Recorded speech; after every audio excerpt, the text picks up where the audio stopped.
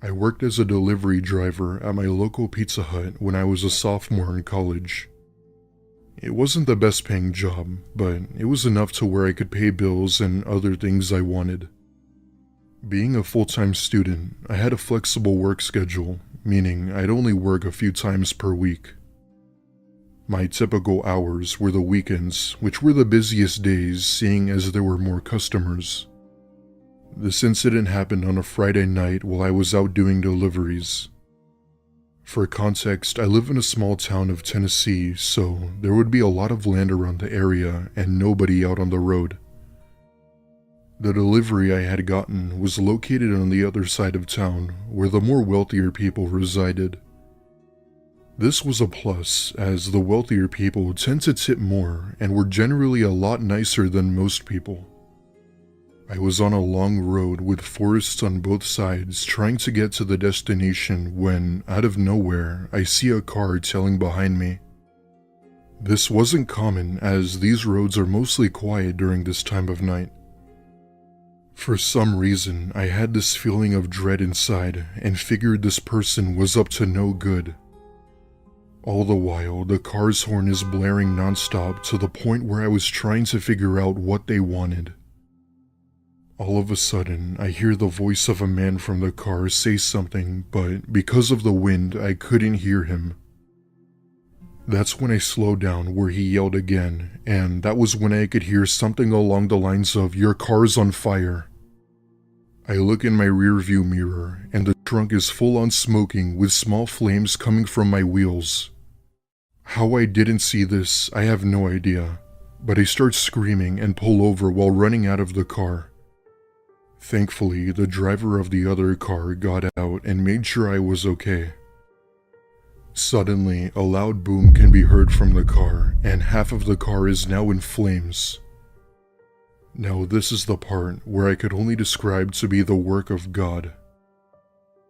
Turns out, this driver wasn't even supposed to be on this road.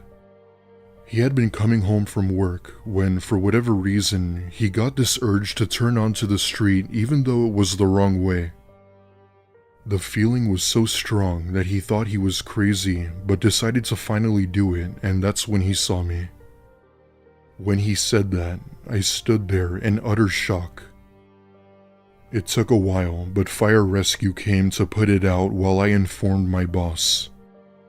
Unfortunately, the fire department couldn't figure out as to what caused the fire. I had taken a week off from work after that, and all delivery vehicles were inspected. Till this day, I thank that driver for getting me to notice as I thought he didn't have good intentions. If there hadn't been someone on that road that night, God only knows what would have happened to me. Thank God for that driver, and thank God I finally noticed.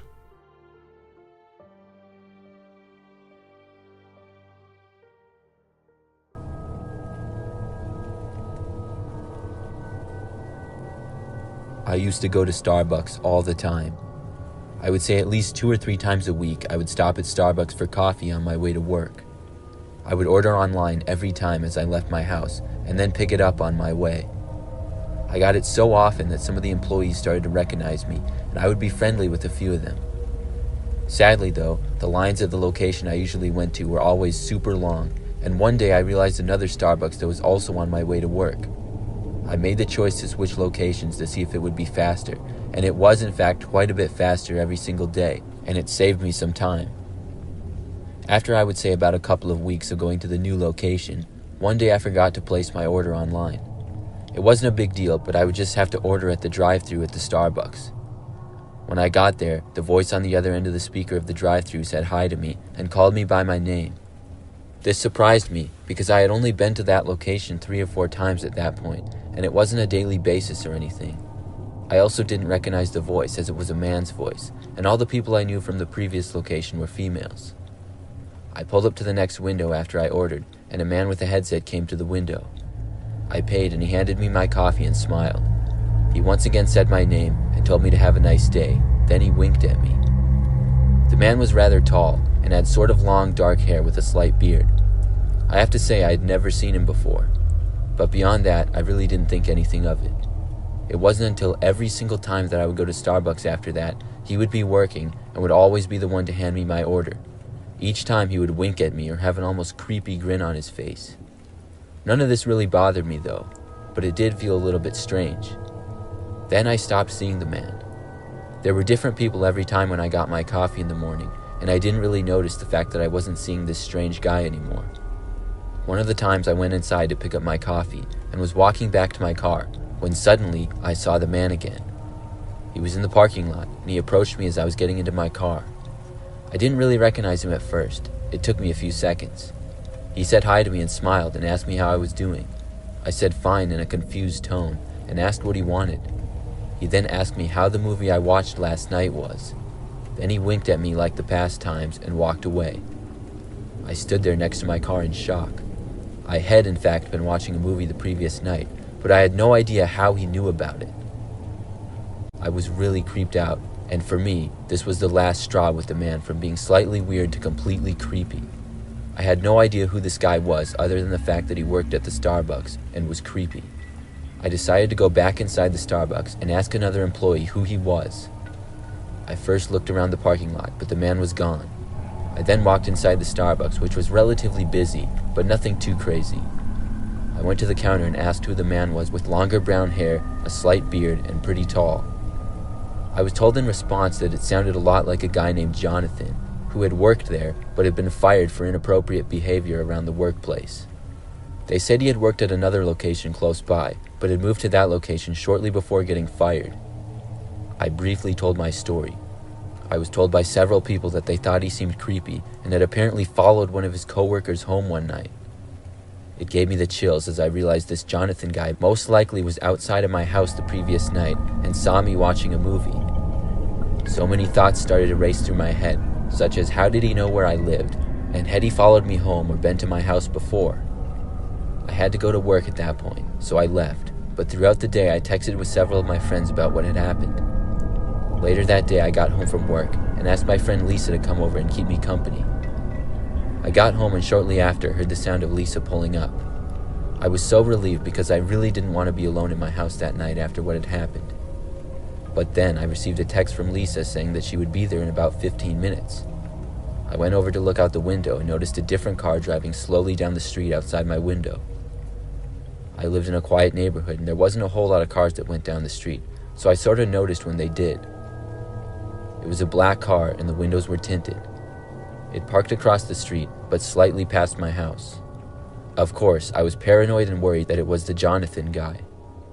I watched the car from my window, hoping to see anybody get out of the car that wasn't Jonathan from Starbucks. But nobody was getting out. Then my phone started to vibrate and ring in my left hand as I held the living room curtain open with my right. It just about gave me a heart attack, and I closed the curtain and looked at who was calling me. It was a number that I didn't recognize. I decided to answer it. The voice on the other end was the familiar voice of Jonathan. I heard him ask me why I was watching him and told me to come outside. I freaked out at this and screamed as loud as I could that I was calling the police. He then hung up on me and I opened the curtain slightly to see his car pulling away. I then called the police and they said they would be on their way. They arrived a short time later along with Lisa. I gave them as much information as I could on Jonathan, and I stayed at Lisa's house the next few nights. Finally, I was told that Jonathan had been found, and I would no longer have to worry about him anymore. He had worked at the first Starbucks I had been to almost every day, and apparently asked to transfer when he realized I had gone to another one. I just wonder how long he knew where I lived, or how many times he had been to my house without me noticing.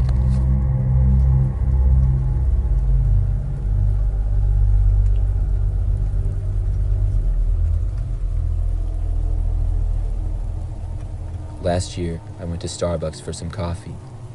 I don't get Starbucks all that often, but I do from time to time. On this particular day, I was pretty sleepy but had to drive about an hour home, so I went for some coffee. It wasn't all that busy there, but there were a few other cars in the drive-thru ahead of me. I pulled in and waited. Eventually it was my turn, and I ordered. When I got to the window to pay, I was told that my order had been paid for by the person in front of me. I wasn't asked if I wanted to keep it going and pay for the next person, but was just handed my coffee. I was pretty happy about it, until I drove away and noticed that within the little cardboard thing that goes around the cup, there was a piece of paper rolled up into a note. Obviously, I was driving, so I didn't bother reading the note, but once I got home almost an hour later, I read it. It was a small piece of paper which gave details about me and my family, such as names, addresses, and phone numbers. I was told that I needed to come up with $10,000 or something very bad would happen. I couldn't believe what I was reading or how this happened. I had never been to that Starbucks location before and didn't even remember what car had been in front of me to pay for my drink or anything like that. But I was terrified, so I went straight to the police. When I did, I was told they would investigate, and they told me a short time later that they didn't believe I had anything to really worry about. Still, I did worry about it, and I never did consider giving whoever it was the money. I didn't even know how to contact them. It's been a while since that happened now, and I guess maybe it was a joke or something, but I still don't know how to explain any of that, like how the person got my information, or why they chose me in the drive-thru that day.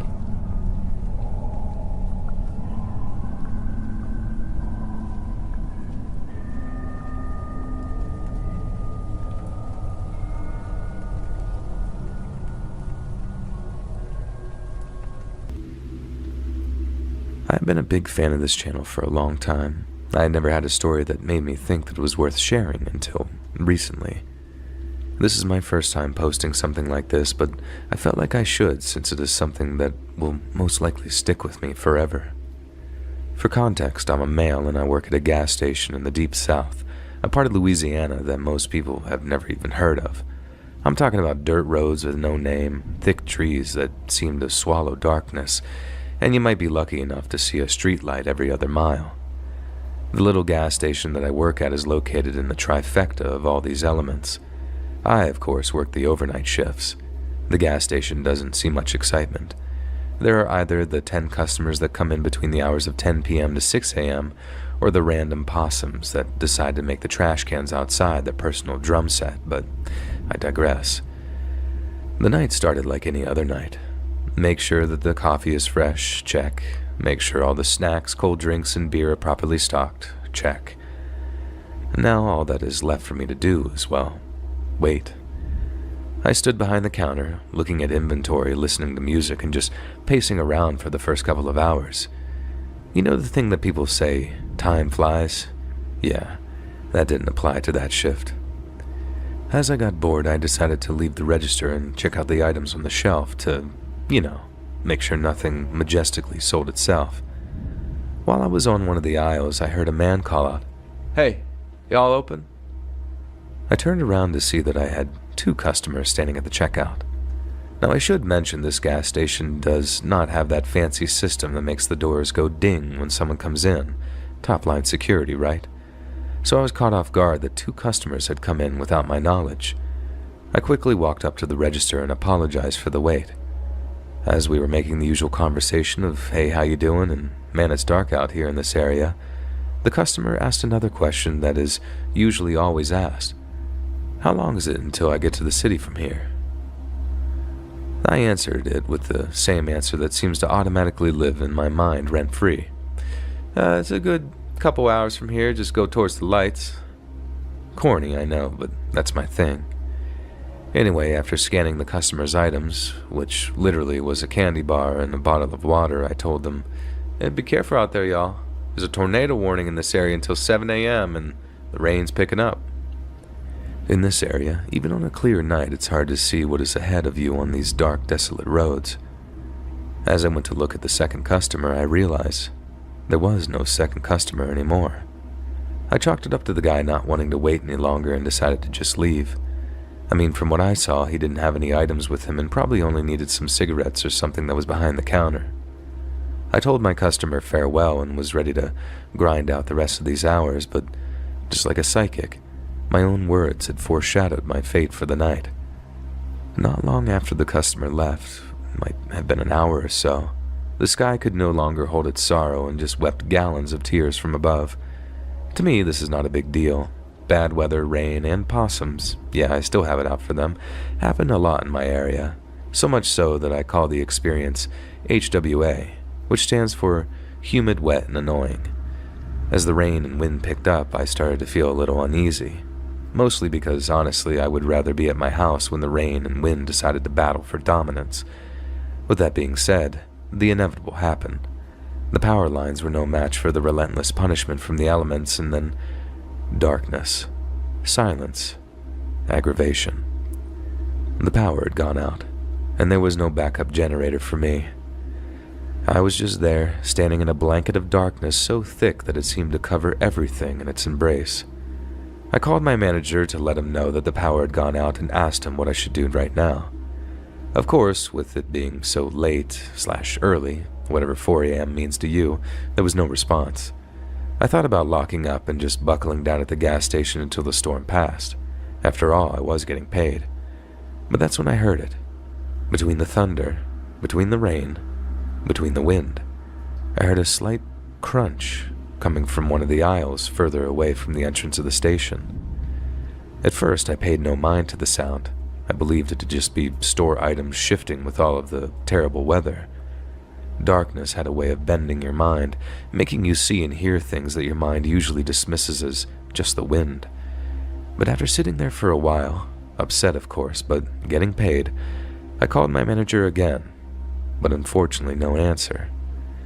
Then, right after the light of my phone faded and my eyes were trying to adjust to the darkness, I heard it again. Movement. Movement, but this time closer, and right in between my phone call and a thunderstrike. Like I said, I have listened to this channel for years, so now I'm on high alert. Someone was in here. I was not alone. I just knew it. I tried to calm my nerves, not wanting to be that guy who overreacts, but I asked myself, can you ever really be too safe? I made a potentially dangerous and thoughtless move. I stood up and yelled, "Is anybody still in here?" I got no response, but that didn't mean that there was no one there. The air felt thick from humidity. Not just that, though. That feeling you get when you're not alone. The feeling of being watched, as cliché as it sounds. I remembered something that I knew all along. There is no ding on the door to let me know when customers enter or exit. That and the thought of that second customer came to mind.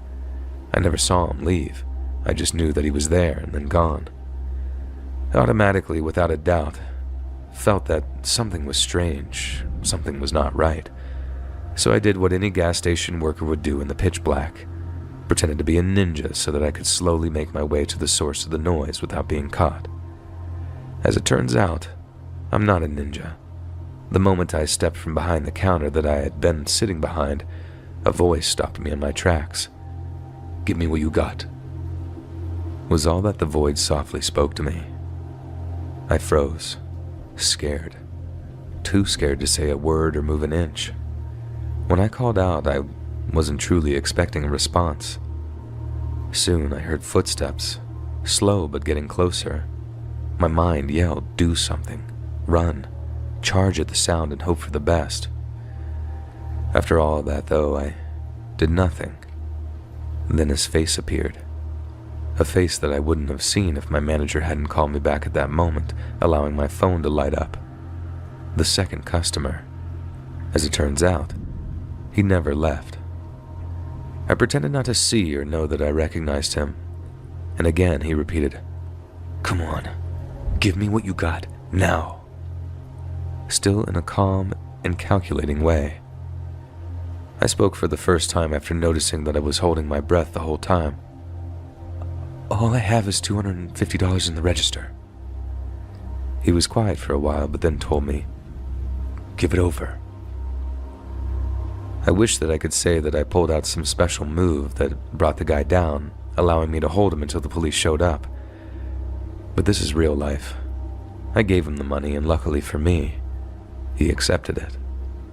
He knew that the police would not be here in these parts at this time, and with this weather, and even if called, it would take at least 30 minutes to get there. A local, I assumed. It had to be so confident. I talked to the manager and the police after all was said and done. My manager apologized that I had to go through that and also apologized for not answering sooner. I told him no worries, everyone deserves sleep. I got to leave early, and the manager closed the store for a couple of hours until the next employees came in. I was so lost in a trance after that situation that I truly believed that it still couldn't be real.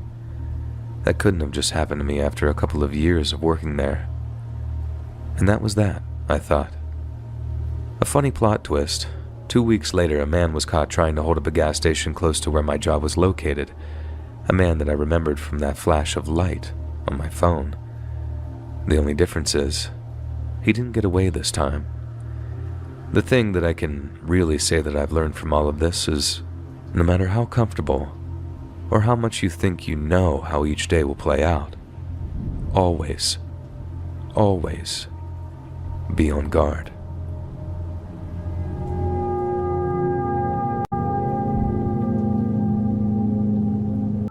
When I turned 26, my friends and I decided to rent a small lakeside cabin that we found on Airbnb to have some fun on the lake for my birthday.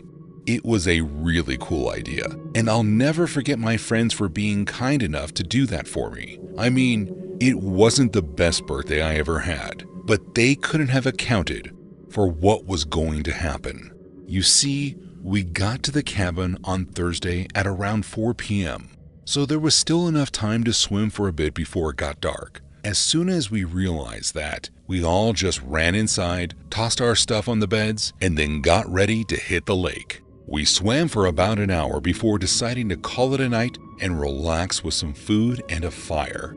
I brought my guitar, and we all had a good time before we ended up getting tired. But eventually, it was time to put out the fire and go to bed. We all went inside and hung out for another couple of minutes before splitting into the 2 rooms and hitting the hay. The bed wasn't too comfortable, but after swimming and eating way too much junk, I ended up passing out without any problems. Now normally, I'm a really heavy sleeper. The only thing that wakes me up is when something makes me move or touches my face. And I remember being woken up by the feeling of something tickling my nose, which caused me to swat whatever it was away and roll over to my side, which was when I heard a strange, whispering sort of noise. I couldn't tell what it was, but I was far too tired, so assuming it was just my buddies messing with me, I said, "Cut it out, I'm trying to sleep." That was when I heard the noise again, so this time I sat up and turned to yell at the guys who I thought were messing with me, but to my surprise, no one was there, and Kyle, my friend who I was sharing the room with, he was still knocked out. I shook my head and figured that I must have felt a fly or something land on my face before deciding to lie back down. As I closed my eyes, I could tell that I was going to be asleep in no time. But before I could get there, the noise was back. I couldn't make it out, but I swear it was like a whisper or someone snickering. Only this time, the sound was coming from the foot of my bed. I wasn't messing around anymore, and this time I sprang from my bed ready to confront whoever was messing with me. But again, there was nothing there. But as I looked back toward the bed, I realized what I had been hearing. It wasn't whispering at all. Instead, it was the quiet hissing of a snake that had somehow made its way into my bed. I freaked out and woke up Kyle, who responded the same. We woke up the other 2 guys who were with us to check the whole cabin to see if there were any other animal intruders, as we also figured out how to remove the snake from my bed. None of us could tell if it was venomous or not, but eventually, we figured out how to get it into a pillowcase and brought it out of the woods before letting it go. I didn't get any sleep the entire 3 days that we were at the cabin. There was no way, not after a snake woke me up by touching my face. It's definitely a birthday I'll never forget.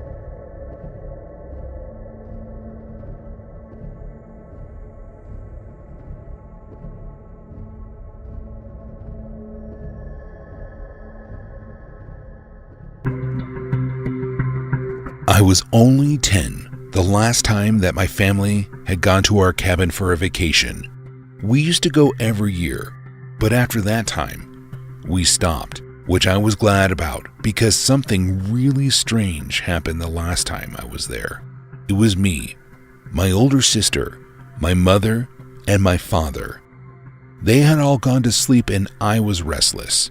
I mean, it was early, and I was 10, so I didn't know what to do with myself. I end up making the foolish decision to sneak out and stare at the stars. We didn't get those kinds of sights in the city, so I snuck out of the cabin as quietly as I could and made my way to the fire pit. The fire had long been put out, but it was a good place to sit and overlook the field near the cabin and see the stars. As I sat there, I looked out into the field, and at first, I couldn't tell what I was seeing. It looked like something was moving in the tree line just beyond the field. It wasn't until it stepped out into the light that I realized it was a man, and he appeared to be heading towards the woods on the other side of the field. As he made his way through the field, I could see more and more of what he was doing because of the moonlight. I noticed he was dragging something that looked heavy. My heart just about to stop, though when I noticed he stopped moving and turned in my direction, I wasn't sure that he saw me until I noticed he lifted his hand, and I swear he waved. I was so scared, however, to my relief, he just kept on moving. I immediately went inside and didn't say anything about it to my parents. I didn't want to get in trouble for sneaking out. It wasn't until 5 years later, when we were all sitting outside of our home, enjoying some takeout by the pool, that I ended up bringing it up. I didn't think anything of it. We had just been talking about some scary things that happened to us, so I thought it would be a good one to share, but the look on my dad's face told me that I had said something that really freaked him out. That was when he explained to me why we had never gone back to that cabin. Apparently, 2 weeks after we had left and gone home, my parents were questioned by the police considering a body that they found near our cabin just a few days after we had left. Apparently, upon searching the area, police found 9 different bodies buried in the property. I will absolutely never forget what I saw that night, or how lucky I am still to be here.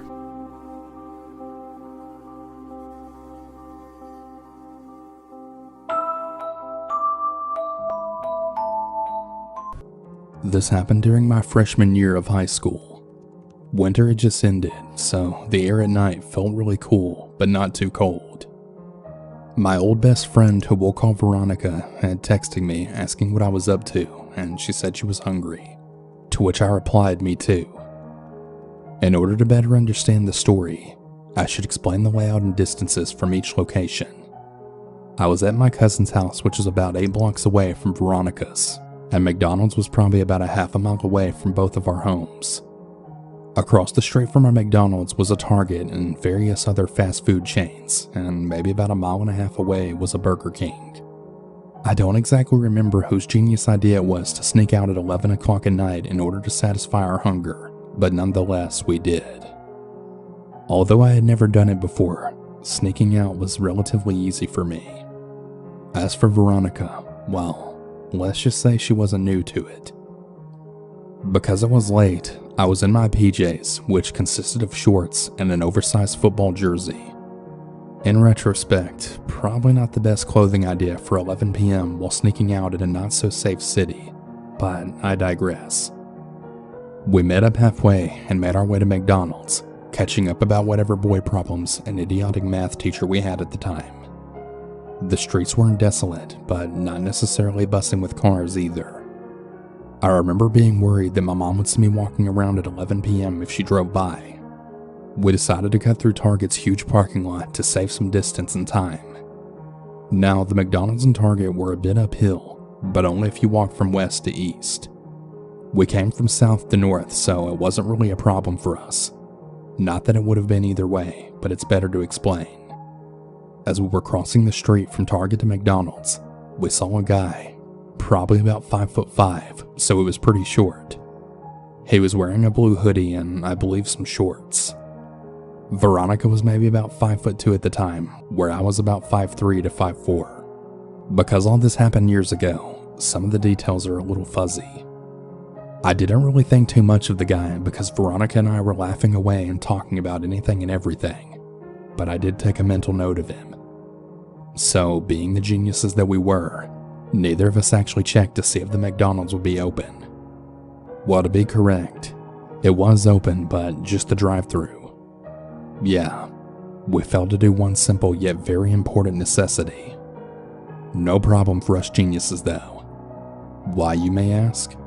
Because Burger King wasn't that far away and we really needed to satisfy our hunger, so why not? We started making our way west, going downhill. I was ranting away while Veronica kept glancing over her shoulder. She has this habit of doing this every time we walk anywhere, no matter the time of day. She then linked her arm around mine and then softly said to me, "That guy is following us." I glanced behind, not making it obvious, but just to see if she was messing with me. Yeah, we kind of had a messed up sense of humor, so it wouldn't have been that much of a stretch. Unfortunately, she was telling the truth. She started to walk faster now, to which I tightened my grip around her arm and told her not to walk so fast or he would know we were on to him. As I mentioned previously, our city wasn't really one of the safest, so I grew up being taught to always be aware of my surroundings. I wasn't as street smart as my siblings, as I was more book smart than anything, but I wasn't a blithering idiot either. I then told Veronica that we should just go across the street and enter Target. As we crossed the street, I glanced behind us and I noticed that he was crossing too. At this point, Veronica was getting extremely worried.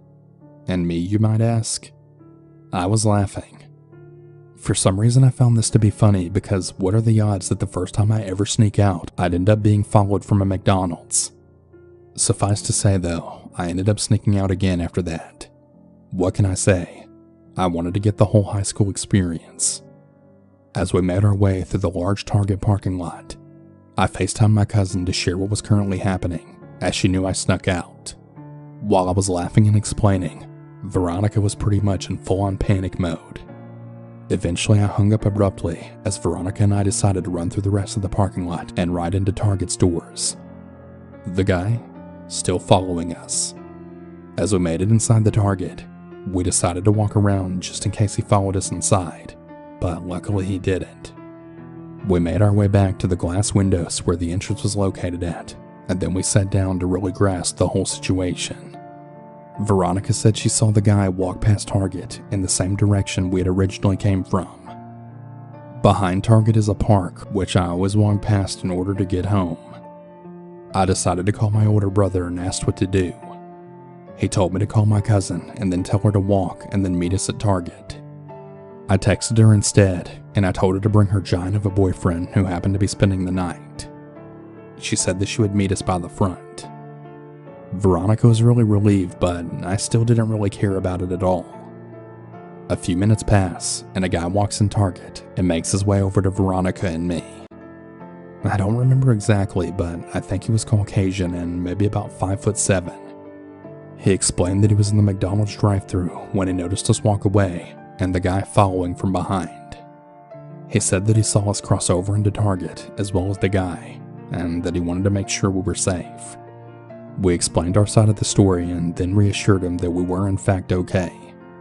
He told us we shouldn't be out this late and that we should really call our family to pick us up. We said that we had family on the way and then thanked him for looking out for us, to which he told us to stay safe. I think hearing him witness the whole thing really made it feel real to me, because that's kind of when reality hit me.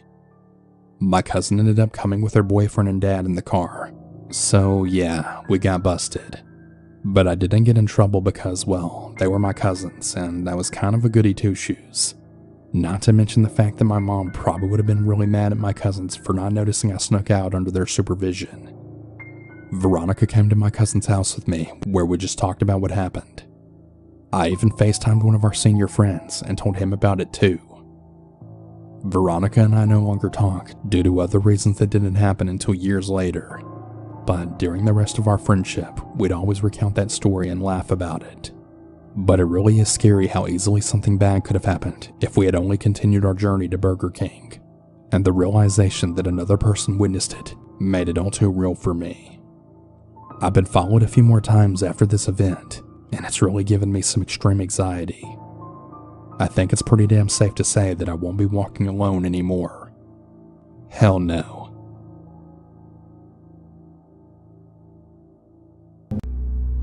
For a little backstory, this all took place when COVID-19 had shut everything down in March 2020. I was sent home from my college and I had to do with Zoom classes, and I also went back to work at the burger joint that I would work at whenever I was home on breaks. I won't say the name of the place, but it was always very busy, and during COVID it made us even busier due to us being a fast food place, so we never had to close down, but other places in the plaza did.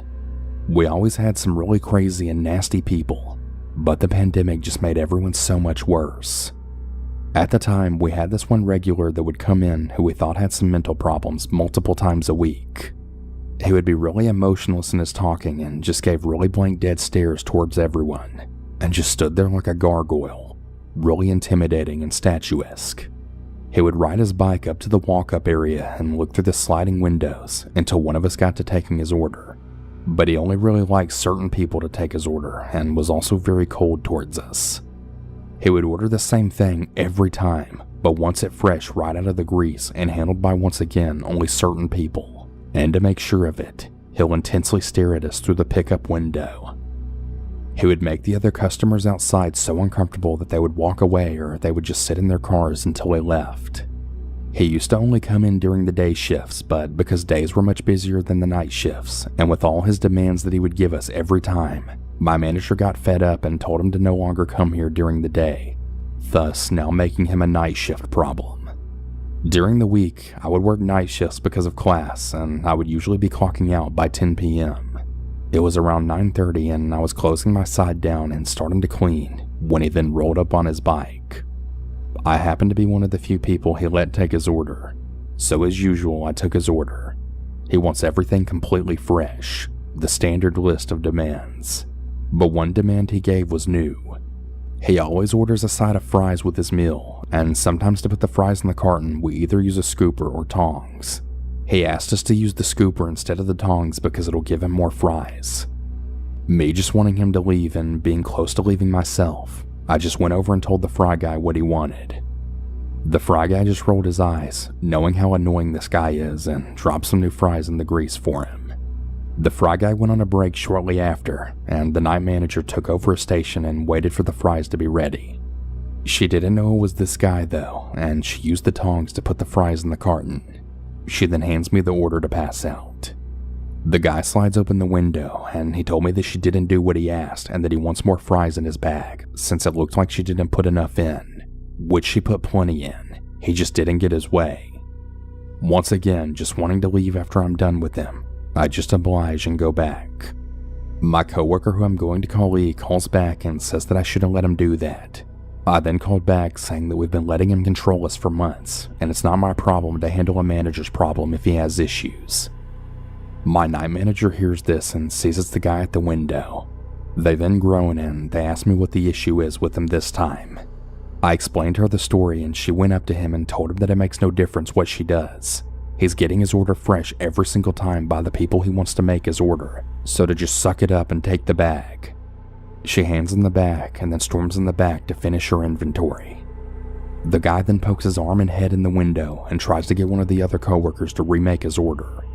Coworker and I both said that we're not going to do that since there was nothing even wrong with his food. Well, he doesn't like this, and he actually throws his bag of food inside the store and spills it all over the floor. He sees this and absolutely loses it. She runs over to the window that he's still in and then screams at him how he can't disrespect us like this, and that we for sure won't be remaking his order now, but we'll give him his money back. He then screams at her, and they actually go at it for a few minutes. I call up the night manager and she runs up to also scream at him. As he gives the guy back his money, he actually grabs her arm and then yanks her almost through the window. Now, because of the pandemic, we have these plastic dividers at the top of where the customer would be speaking to, so if that wasn't there, she would have went straight through the window. Now everyone is screaming at this guy to get the hell out of there and that we're calling the cops as he just assaulted a minor. Earlier that week, he had racial slurs screamed at her by a bunch of rednecks because she was black. I felt really bad for her dealing with two big issues that happened in such a short period of time. She broke out of his grasp and ran to the back. The guy didn't even leave. In his crazy, twisted mind, he thought he was in the right here. He was running in circles outside of our walk-up area and was actually screaming to himself about E and how he's gonna set the cops on us. He tries banging on the windows to further get our attention, but we just ignored him. 4 cop cars drove in, blocking the entrance and the exit of the drive-thru so that no one can come in or leave. They talked to him and the guy just isn't grasping that he attacked a minor and he's crazy. The owner of the company sends in the security footage of just what happened to the cops, and we set the guy on trespassing. The guy actually had to be escorted off the property because he wouldn't leave. He thankfully hasn't come in since that day, but we still see him riding around the road next to our place, and he gives us menacing looks every time he passes by, not once breaking eye contact. He really wasn't right in the head. The dead stares he would give us through the windows, the emotionless way he would speak to us, how picky he was with everything, and how quick he snapped and resorted to violence. It was insane. Very fortunately, E didn't get any injuries from the incident and was only shaken up, but she did quit a few weeks later, and I can't really blame her. I feel really bad for her. No one should ever have to deal with being assaulted by customers or having racial slurs spewed at them. She was way too young to have to deal with that.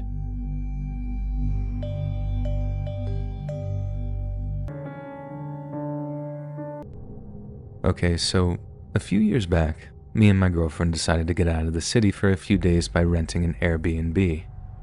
We spent a while looking at a bunch of different places, then finally settled in this place on a farm about 2 hours' drive outside of the city. It was this little guest house on a farm, just across from the main house where the owners must have lived. We talked a little via email after actually paying for the place. Just little things like if we wanted some wine or some coffee left for our arrival. They were really friendly like that.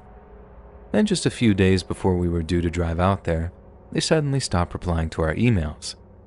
It was a little worrying, but not hugely so. I mean, we paid our fees and stuff, so we were definitely entitled to rent the little guest house for the week that we paid for. Besides, we figured that they were just busy or something and would get back to us as soon as they could. They told us in one email that the keys to the place would be in a lockbox that was attached to the place's porch, and that they'd email us the code on either the day before we arrived or the day of our arrival for security reasons.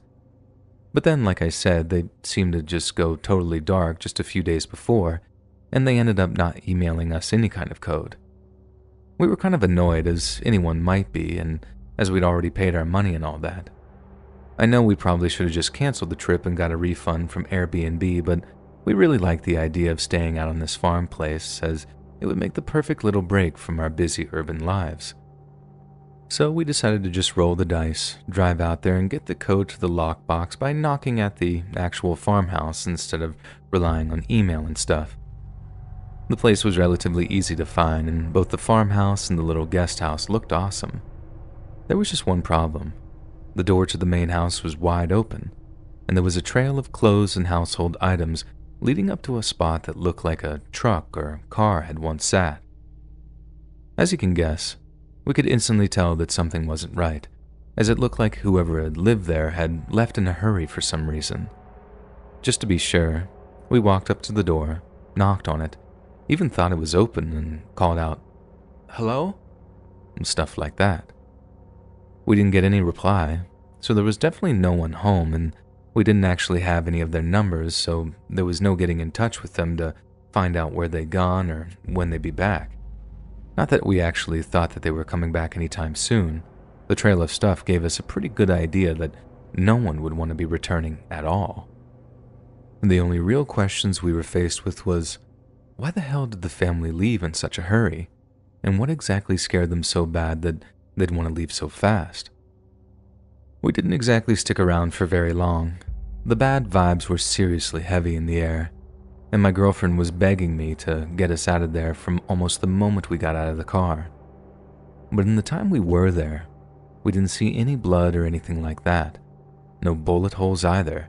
Nothing to indicate what had happened to make people want to run away.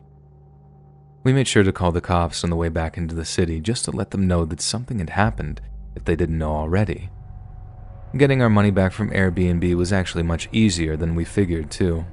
I guess they couldn't get in touch with the family either, and since it was still the day that we were due to check in, the money was still in digital limbo or whatever system they used to get us the money pretty quickly. I always wondered about what happened to the family, though. We didn't end up getting any real answers about it, other than the fact that we got our money back pretty quickly, which I'm guessing meant that they didn't contest the refund with Airbnb.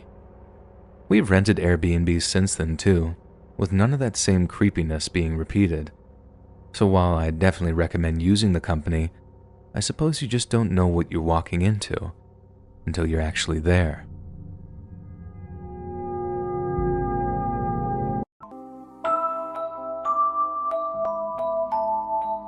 I was so excited to be getting back to the cabin with my cousins. It had been a few years since I had been able to join them on their weekend hunting trips, but finally, our schedules lined up and my parents let me go with them. It was just me, my two cousins, and their dad, my uncle. We made it to the cabin and began to unpack. The boys and I couldn't wait to get outside and run around the woods for a little while before it got dark. So, that's exactly what we did. We dropped our stuff off and immediately ran outside. We were out there for about 2 hours before my uncle called us in for dinner. When we got inside, he seemed a bit weird, but I didn't think anything of it. I just sat down and got ready for some dinner. That was when my uncle asked my older cousin if he remembered leaving the door open or anything like that. He seemed to think that a squirrel or some sort of animal had gotten in and had been rummaging through whatever they had left there. My cousin said no, and that was the end of that conversation. We didn't speak another word about it. We just enjoyed our pasta and talked about our plans for the next day. All through the meal, though, I couldn't help but shake the feeling like something was looking at us. Again, I just brushed it off like it was nothing and finished eating. After a few hours, it was time for bed. My cousins and I got to stay in the living room of the cabin, on the pull-out couch and the reclining chair, while my uncle slept in the room that was in the back of the cabin. It took a while because we didn't have a TV, but we eventually fell asleep. However, about an hour after finally passing out, I woke up to my younger cousin shaking me. When I asked him what he needed, he didn't move, but I noticed his eyes were locked onto the window. When I looked, I couldn't help but scream. On the other side of the window, I could see a full-grown man looking in at us. I yelled so loud that I startled everyone in the cabin awake, my older cousin and my uncle. It was so loud that even the man outside the window seemed shocked. My uncle came running out to ask me what happened. We explained everything, and without a second question, my uncle grabbed his cell phone and called the local police. They said they would be at the cabin in about 10 minutes. So until then, we all went into my uncle's room where he had his hunting rifle. And that was where we waited until the police arrived.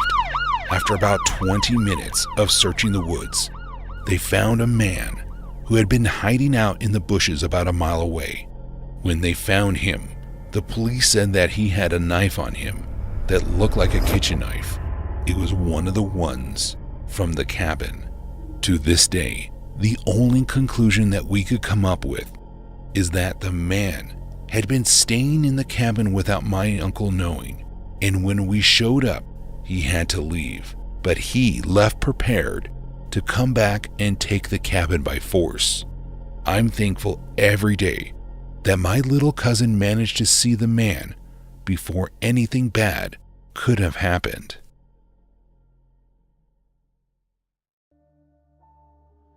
Around 3 years ago, I did deliveries for my dad's pizza business to make extra money for a car I wanted.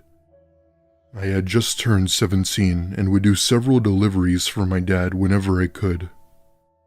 I hated the idea of running the register or doing dishes, so my dad let me do deliveries instead.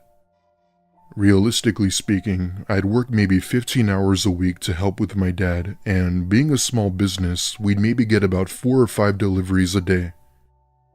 If we didn't get deliveries that day, I'd always help my dad with cooking whenever he needed it. One night before closing, I had been sweeping the floor when my dad asks me if I could do one last delivery. I was tired, but knowing how hard my dad worked and how badly I wanted that car, I agreed. The customer who had ordered was located on the opposite side of town, which meant it would be a longer drive. I put the order into the back of the car, a single large pie, and got on the road. My GPS led me to the more rural side of town, the type of place where you would commonly see rundown homes and stuff like that. I had already been skeptical of this part of town, but realized it was another tip at the end of the day. I arrived to the house and I immediately noticed the red flags. Not a single light was on inside, and there were no cars in the driveway. A chill ran down my spine as I saw this, as I had never seen anything more sketchy. However, I always knew that you had to do things in life you didn't want to do, so I bit my lip and walked up to the house. The doorbell was completely damaged, so I knocked. Silence filled the air until I very faintly heard footsteps approaching the door before it opened. Standing at the door was an older-looking man, maybe in his 50s, giving me a friendly smile. This made me a bit more relieved now that I felt greeted, but was still hesitant. He politely asked if I was the pizza guy, to which I replied with a yes and handed him his food. For whatever reason, I asked him why all of the lights were off in his house. There was a short pause before he finally said it was because the power went out in his neighborhood. However, that's when I noticed that the rest of the homes had at least one light on, so I knew this was a lie. Not wanting to pry and too tired to care, I tell him to have a good night and went on my way. He then stops me and tells me he wanted to give me something special for being such a good person. This was weird, but I walked over to him and he then tells me to follow him inside. It was at this point where something told me to not do it and to get back in the car. I simply just stood by the door while he insisted I come inside. Now this is the part where things would have taken a terrible turn. As I was standing by the door frame, I could very faintly see by the stairs someone wearing what appeared to be a white mask. The man saw the look on my face and must have caught on to my suspicions. At that point, I run back to the car and drive the hell out of there, not looking back. I take a look in my rearview mirror and thankfully nobody was following me as I left. All the while, I'm hyperventilating while on the phone with my dad, telling him everything. He had told me that he'd be on the phone with the police and to come straight home. Long story short, I was questioned by the police when they asked me to name the address. As it turns out, that house had been vacant for years as nobody ever lived there. Needless to say, police still went to that house, but like in most situations like this, whoever was there was gone. I still work for my dad's business, but we made a new rule where we wouldn't accept deliveries past a certain time.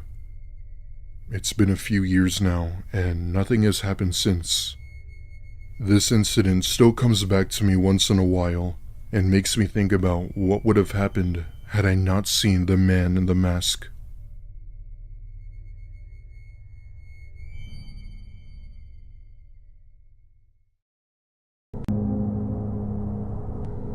So a few days after my 19th birthday, a few of my buddies and I are rolling around town in one of our cars, passing bottles and generally getting up to no good. We find a spot to park up, have a few smokes and blast some music, hanging out and just messing around until long after the sunset. Eventually, once we get hungry enough, we decided to drive over to Burger King to get a bite to eat. Now, I'm pretty lit by that point, and I've been lying if I said I wasn't generally being a complete jerk here, but here goes. So the Burger King drive-thru is closed for some reason, so we park the car up, get out, and head into the restaurant. And at the head of this huge line was this giant ham beast who was in the middle of waving her arm flab around, making some animated complaint about her order. My drunk buddies and I proceeded to watch this ham beast making an absolute idiot out of herself for like 10 minutes straight, holding up the entire line until eventually she steps to the side to wait for her corrected order or whatever. Either way, the line starts to move again. Everyone is super livid at this hog lady for holding up the line, and I could tell the workers behind the counter were less than pleased with her too. So by the time I get to the front to give my order, I'm feeling all cocky and righteous, and for some reason I had it in my head that if I made the workers laugh by roasting the hog lady, I'd get like a free meal out of it or something. So I say something to the effect of, "May I apologize on behalf of humanity for the irate snuffling of my heavy friend here." No one laughs. They all just look pretty shocked, looking back and forth between the ham beast and myself, waiting for the aftermath. She turns red in the face and I expect her to explode on me. I'm ready for the black eye or whatever. It was worth it just to hear my buddies cracking up behind me. But she didn't flip her lid. She didn't say a word. She just sort of stood there, steaming mad until the guy behind the counter appeared with her amended food order. Then she just sits down and starts eating her food. We get our food and sit down on the opposite side of the restaurant, and all the while my buddies are like, "Come on, man, you burned her, jeez, dude." But I'm looking over at her, because the ham beast is on her phone, just talking all quiet, but every so often she shoots us a little bit of a look with this big smug grin on her fat face. I don't know what I was expecting to happen, but why I thought I'd get away with it, I have no idea. Because the moment we walked out of that restaurant, we just hear from behind us, "There he is. That one, right there." I look around, and she's pointing at me, the same smug grin on her face. Then, when I turn back, there's a gun in my face. I honestly can't remember what the dude was screaming at me, only that he was, but I know it was her husband. It's weird the little details you notice when something like that happens to you. I distinctly remember seeing the dude's wedding ring on a finger that was wrapped around the handle of the pistol. I'm not a gun guy, but that thing was an incredibly big pistol, like huge. And all I did was sort of zone out and look down the barrel for a few moments with this guy's screams ringing in my ears. It was only when he pushed it to my forehead that reality came back to me and hit me like a ton of bricks. I just remember shaking so hard that when the guy told me to get down on my knees, I could barely react. He screamed at me to get on my knees because I didn't deserve to die on my feet, and that line stuck with me even to this day. I've never been so scared in my entire life. If you notice, I haven't given my name or where this happened or when it happened. This is to give me enough anonymity to admit that just after I fell to my knees, and I mean fell to my knees, I just straight urinated my pants, which I didn't even know was really a thing. I mean, obviously I've heard about people being so scared they wet themselves, but I didn't think it could actually happen to people. But I suppose since I was full of booze and that large Coke, there was plenty in my bladder to void, and void my bladder I did. Somehow, I had found a way to make a terrible situation even worse. Not only did I think I was about to die in a parking lot, while a whole restaurant full of strangers looked on in horror, I was about to die soaked in my own urine, cowering and shaking, on my knees outside of a freaking Burger King. He starts shouting other stuff at this point too, but I can't quite remember that either. I was just waiting for the moment my light switched off, a feeling like I'd fallen asleep real fast that I'd never, ever wake up from. I remember trying to shout something myself, something about how, "Will someone please call the cops?" or whatever, but fear is a powerful thing. I couldn't speak. I mean, it was like a nightmare come to life. One of those where you try to scream for help, but your voice just sort of dries up in your throat. The next thing I remember are my ears pricking up to the word cops being spoken by some bystander just out of my view. Then I hear the distinct voice of the ham beast repeating the word, only this time, it's not me that sounds scared, it's her. I feel the tip of the pistol leave the back of my head, and by the time I summon the courage to look around again, I see the pair of them, Ham Beast and Gun Guy, screeching out of the parking lot in some battered old sedan, followed swiftly by the blaring sirens in the distance. It was only when I was giving my statement to the cops that I noticed my buddies were gone, and not only were they completely out of sight, so was the car. So I had to be driven home to my parents' house in a freaking cop car, which clued them into the fact that I had been drinking, which to them was far more worthy of their attention to the fact I'd almost just been shot in a Burger King parking lot. They tried to ground me for like a month, but they didn't need to enforce it. I was too shaken up to leave the house for the first week entirely. Just be careful who you're talking to or trying to be funny.